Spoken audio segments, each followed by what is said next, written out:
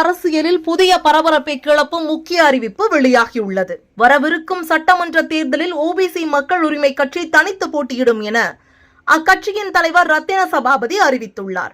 கோவையில் நடைபெற்ற வேட்பாளர் அறிமுக மற்றும் நிர்வாகிகள் கூட்டத்தில் இந்த அறிவிப்பு வெளியிடப்பட்டது. ஓபிசி சமூக மக்களின் கல்வி, வேலைவாய்ப்பு மற்றும் சமூக முன்னேற்ற உரிமைகளை வலியுறுத்தும் நோக்கில் புதிதாக தொடங்கப்பட்டுள்ள ஓபிசி மக்கள் உரிமை கட்சி தமிழக சட்டமன்ற தேர்தலில் எந்த அரசியல் கட்சிக்கும் ஆதரவு அளிக்காமல் மாநிலம் முழுவதும் தனித்து போட்டியிட முடிவு செய்துள்ளது. கோவையில் நடைபெற்ற இந்த முக்கிய கூட்டத்தில் பேசிய கட்சித் தலைவர் ரத்தின சபாபதி, மத்திய மற்றும் மாநில அரசுகள் ஓபிசி மக்களுக்கு கல்வி மற்றும் அரசு பணிகளில் உரிய இடஒதுக்கீட்டை முழுமையாக வழங்கவில்லை என்று குற்றம் சாட்டினார். ஓபிசி மக்களுக்கு வழங்கப்பட்டுள்ள 27% இடஒதுக்கீட்டிலும் பல பணியிடங்கள் நிரப்பப்படாமல் உள்ளன. பல சமூகங்கள் இன்னும் முன்னேற்றம் அடையாத நிலையில் உள்ளன என்று அவர் தெரிவித்தார். மேலும் இதுவரை இருந்த அரசியல் கட்சிகள் ஓபிசி மக்களின் உரிமைகளை உறுதியாக முன்னிறுத்தவில்லை என்றும் அவர்களுக்கான வலுவான அரசியல் குரல் தேவைப்படுவதால் இந்த முடிவு எடுக்கப்பட்டுள்ளதாக கட்சி நிர்வாகிகள் தெரிவித்துள்ளனர். கல்வி, வேலைவாய்ப்பு, சமூக நீதி மற்றும் முன்னேற்றம் ஆகிய துறைகளில் ஓபிசி மக்களுக்கான வலுவான குரலாக சட்டமன்றத்தில் செயல்படுவதே இக்கட்சியின் முக்கிய இலக்காக அறிவிக்கப்பட்டுள்ளது. தமிழக தேர்தல் அரசியலில் இந்த புதிய அறிவிப்பு என்ன மாற்றத்தை ஏற்படுத்தும் என்பது அரசியல் வட்டாரங்களில் பெரும் எதிர்பார்ப்பை ஏற்படுத்தியுள்ளது. இந்த ஊடகவியலாளர் சந்திப்பு ஓபிசி மக்கள் உரிமைக்கான கட்சியின் முதல் ஊடகவியலாளர் சந்திப்பு, ஊடக நண்பர்கள் சந்திப்பு. கடந்த 5 வருடங்களாக பிற்படுத்தப்பட்ட மற்றும் மிக பிற்படுத்தப்பட்ட சமுதாயத்தினர் உரிமைக்கான கூட்டமைப்பு என்ற சட்ட ரீதியான இயக்கமும் அதன் முன்னணி இயக்கமான ஓபிசி ரைட்ஸ் மூலமும் பிற்படுத்தப்பட்ட மிக பிற்படுத்தப்பட்ட சமுதாய இளைஞர்களின், மாணவர்களின் கல்வியில் இந்திய அரசியலமைப்பு சாசனம் கொடுத்த வாக்குறுதிப்படி கல்வியில் முன்னுரிமை, அவர்களுக்கு கல்வி உதவித்தொகை, வட்டியில்லா கடன், படித்து வந்த பின் அவர்களுக்கு அரசு வேலை, அதன் மூலம் அவர்களது குடும்பத்தின் முன்னேற்றம் ஆகியவற்றை வலியுறுத்தி நாங்கள் நீதிமன்றங்களிலும் களப்போராட்டங்களிலும் ஈடுபட்டோம். தமிழகத்தில் உள்ள அரசியல் கட்சியின் தலைவர்கள் அத்தனை பேரை முதல்வர் உட்பட 2 முறை சந்தித்தோம்.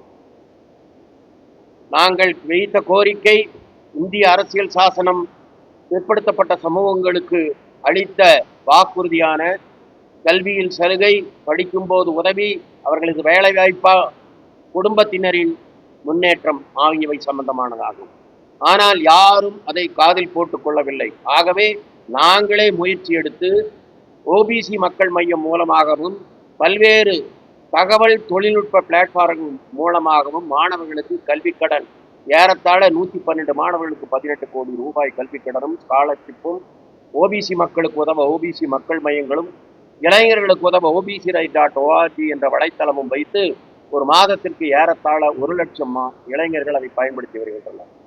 ஆனால் இத்தனை முறையும் அரசியல் தலைவர்களை சந்தித்தும் ஆள்பவர்களை சந்தித்தும் இவர்கள் யாரும் ஓபிசி மக்களின் அடிப்படை தேவையான கல்வி, கல்வியில் முன்னுரிமை, கல்வி படிக்கும்போது உதவித்தொகை, பிரைவேட் காலேஜில் லட்சக்கணக்கில் வாங்குற பணத்திலிருந்து அவங்களுக்கு ஒரு கன்செஷன், இது எதை பற்றியும் கவலைப்படாதனால வேலை வாய்ப்புகளை, அரசு வேலை வாய்ப்புகள் குறைந்து அனைத்து வேலை வாய்ப்புகளும் ஒப்பந்த பணிகளாக மாற்றப்பட்டு வருகின்ற சூழ்நிலை இருப்பதால் நாடெங்கும் எங்கள் குழந்தைகள், ஏன்னா ரொம்ப வசதியானவன் குழந்தையெல்லாம் ரோட்டுக்கு வர்றதில்லை, கஷ்டப்படுற இந்த ஓபிசி மக்களின் பெண் குழந்தைகள், குறிப்பாக பெண் குழந்தைகளுக்கு பாதுகாப்பு இல்லாமல் அவர்கள் மீது பல்வேறு வன்முறைகள் கட்டவிழ்த்து விடப்படுவதால் நாங்கள் வேறு வழியின்றி ஓபிசி மக்கள் உரிமைக்காக பாடுபடும் நாங்கள் அதே பெயரில் ஒரு கட்சி ஆரம்பிக்க வேண்டும் என்று இந்திய தேர்தல் ஆணையத்தை அணுகிய போது அங்கும் தடை. ஆக டெல்லி உயர்நீதிமன்றத்தில் பல்வேறு வழக்குகளில் வழக்காடி ஓபிசி மக்கள் உரிமைக்கான கட்சி என்ற இந்த கட்சியின் பதிவை பெற்றிருக்கிறோம். இதன் சின்னம் இளைஞர்களின் வாழ்க்கைக்கு ஒளிவிளக்காக திகழும் லேப்டாப். எங்களது லட்சியம் இளைஞர்களின் தரமான கல்வி, அந்த தரமான கல்வியை அரசு உதவியுடன் அவர்கள் கற்று அவர்கள் பெரும் அறிவால் அவர்களது வேலை வாய்ப்புகளை பெற்று அவர்களது குடும்ப சூழ்நிலை உயர வேண்டும், விவசாயிகளுக்கு உரிய விளைபொருட்களுக்கு உரிய விலை கிடைக்க வேண்டும், சிறுதொழில் சிறுவியாபாரம் செய்பவருக்கு மானியங்கள், அரசு உதவிகள் கிடைக்கப்பட வேண்டும். இதன் மூலம் வீடும் நாடும் முன்னேற வேண்டும் என்பதே இந்த கட்சியின் அடிப்படை நோக்கம். அதன் அடிப்படை